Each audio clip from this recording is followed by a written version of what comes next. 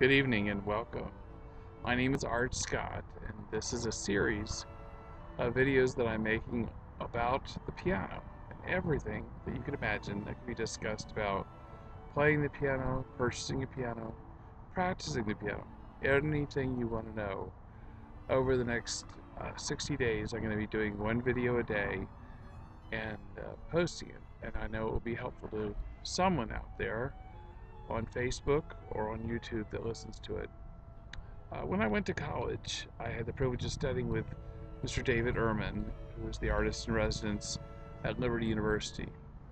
I happened to talk to him today. We've been dear friends for over 30 years now.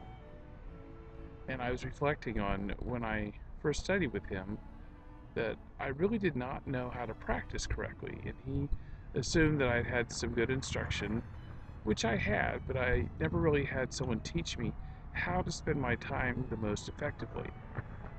We reminisced, and I mentioned to him a certain Chopin piece that I was playing. I think it may have been the Fantasy Impromptu. And I kept coming back week after week, and it had stalemated. The piece was not progressing.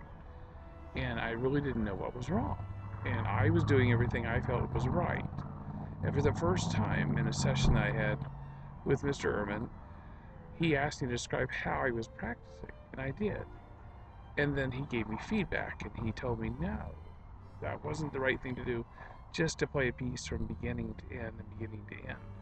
And for the first time, he revealed to me that it would be better if I did an analysis and basically picked out the problematic areas and areas that needed addressing, technical difficulties, whether it be one line, one measure, or whatever. And I recall specifically he had certain phrases he used with me in lessons all the time. One of them was, one ought to be willing to do something 100 times a day until you get it right. And then once you get it right, it's worth every time.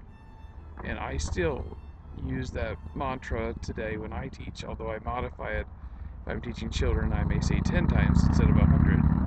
But it works.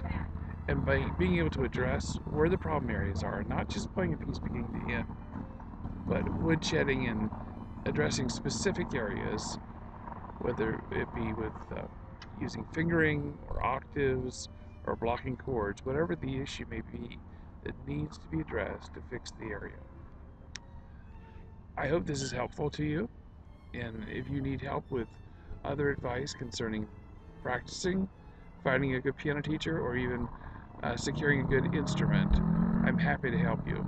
My number is 949-454-1221, and my website is www.musicbyartscott.com.